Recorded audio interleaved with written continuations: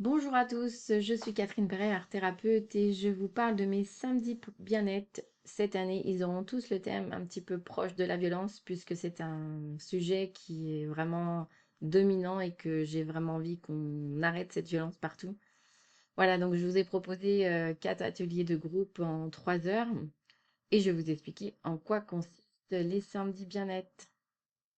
Alors d'abord, les samedis bien-être, c'est à la clé. En Saône-et-Loire, c'est une belle façon pour vous de faire un développement personnel et de vous retrouver dans un petit groupe. Généralement, nous sommes rarement plus de 5. Alors venez avec nous. Le samedi, je vais vous parler du samedi bien du 20 septembre. C'était moi, face à la violence, qui annonçait le début de cette grande thématique sur la violence. Et nous aurons également des suivis plus thérapeutiques sur ce sujet. Là, on est sur du développement personnel. Comprendre comment la violence arrive à nous, comment elle se manifeste. Il est important de mieux se connaître. C'est un premier point. Le premier exercice, c'est en binôme. Vous allez vous présenter et vous interroger sur la violence que vous avez pu subir ou être induite ou mener, que vous avez menée. Voilà, ça nous fait du bien de pouvoir se confier à quelqu'un. Quelqu'un qui n'est pas dans notre famille ou qui ne fait pas partie de nos amis.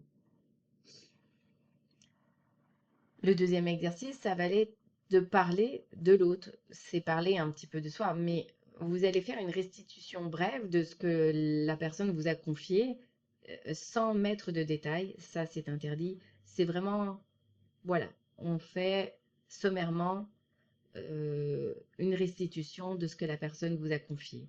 Ce qui est oublié, c'est que c'était pas important pour vous. Ce qui est exagéré, c'est que c'était plus important pour vous. Donc, ça vous permet de mieux vous connaître vous également.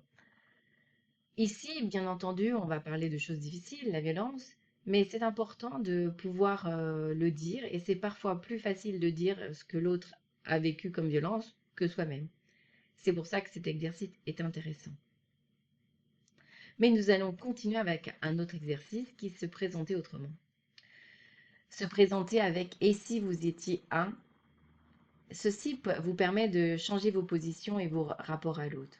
Et si j'étais un héros? Et si j'étais un monstre? Et si j'étais un animal? Si j'étais un objet? Si j'étais un végétal? Le but ici est de dévoiler ses pulsions de vie, ses pulsions de mort, ses élans et ses freins, ses peurs et ses besoins. Nous nous sommes bien amusés sur ce petit exercice. Effectivement, les réponses, plus elles sont spontanées, plus elles sont près de la personne et dévoilent un petit peu des faces cachées de nous-mêmes. C'est intéressant et nous n'avons pas fait d'analyse. C'était juste une façon d'aborder la violence autrement. Et surtout, que la violence est un rapport à soi et un rapport à l'autre. Puis nous avons évoqué l'envie de sortir de cette violence et on a besoin pour ça de faire un constat, même s'il est douloureux, d'écouter les plaintes, d'écouter nos peurs. Donc nous avons été dans la salle de relaxation pour nous relaxer dans un état de détente et d'apaisement. Et une fois qu'on a apaisé notre mental et que nous sommes vraiment connectés à notre corps, nous avons pu accéder à ce corps sensible, dans le présent. Nous avons pu l'écouter. Ressentir, exprimer ce que nous ressentons sont des petits pas pour sortir de la violence. Enfin, une fois que cet exercice de relaxation a été mené, nous avons pu mettre son corps en situation de mémorisation pour mieux le comprendre. Pour parler de la violence, bien entendu, la mémoire du corps le corps qui garde tout, le corps qui a été traumatisé, le corps qui a des séquelles, qui a subi, qui a mené, qui a induit la violence. Les participants en relaxation ont été guidés dans la description d'une photo, une photo de Gregory Crewdson, The Departure. Voilà, les personnes se sont laissées porter par les mots que je dis le plus simplement possible, sans intonation, sans mettre de direction émotionnelle non plus, mais tout simplement pour créer un univers, voilà, qu'ils ont pu créer eux-mêmes à regard de leurs souvenirs, de leur mémoire. Ils ont pu ainsi accéder à leur mémoire. Puis, à la fin de cet exercice, nous avons pu mettre des mots sur des mots. Et c'est là qu'arrive la conscience corporelle. Élaborer des pensées sur des ressentis corporels permet la prise de recul nécessaire pour voir notre rôle dans la violence subite, menée et induite. Faire face à sa position dans le schéma de la violence. On a pu être bourreau, sauveur, victime, peu importe le rôle ou témoin. Nous sommes tous impliqués dans la violence. Et cette photo que je vous montre ici nous permet d'être dans une espèce d'atmosphère. Voilà. Moi, quand j'ai vu cette exposition à Chalon, au musée de la photo, j'ai vu toute l'exposition et à chaque fois, l'artiste nous positionne comme témoin de scène.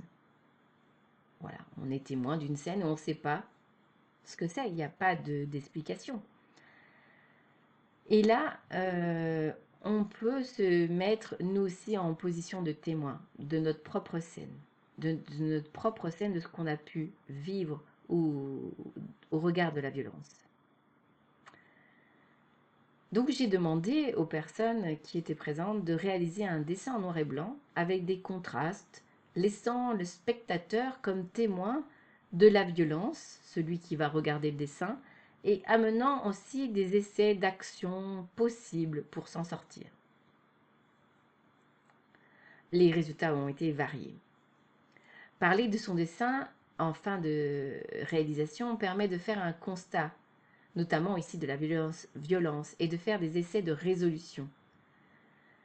Voilà, vous voyez une personne qui a fait ce dessin et elle a pu dire, alors c'est ce que j'ai mis les mots que j'ai rajoutés, j'ai peur d'être pris dans un piège, j'ai l'impression qu'une grosse main vient me saisir, je me sens comme un oiseau traqué.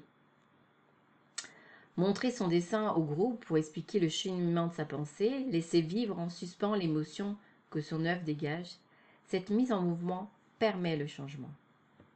La personne face à ça a pu se sortir de ce schéma parce qu'elle avait laissé éprouver au regard du groupe. Une autre personne avait fait une voiture, alors je l'ai refait en noir plus foncé pour que vous puissiez la voir. Voilà, c'est sommaire, voilà, c'est une mode. Et elle s'est fait tout en haut, c'est moi. Et attention, danger. Voilà, là pour elle, la violence, elle est là, elle est en elle. Et elle dit, j'ai des tonnes de valises en moi. Je pose des valises sur le côté, je n'en peux plus. Voilà, elle sent l'importance de faire quelque chose, d'en poser. Et puis, elle est vraiment dans l'envie de trouver des résolutions. Elle pense que faire une liste des choses qu'elle a à faire ou faire un planning de semaine avec des temps de repos, de loisirs et d'obligations pour mieux s'en sortir. Et puis, elle a vraiment envie elle a dessiné cette chaise, de dire stop, je me pose, je prends du recul. C'est fini, j'en ai marre. Je prends le temps de faire ce que j'aime. Et elle parle de la cuisine, de s'occuper de ses plantes qu'elle adore, et puis aussi de lire et d'écrire, de boire du thé, tout simplement, se reposer.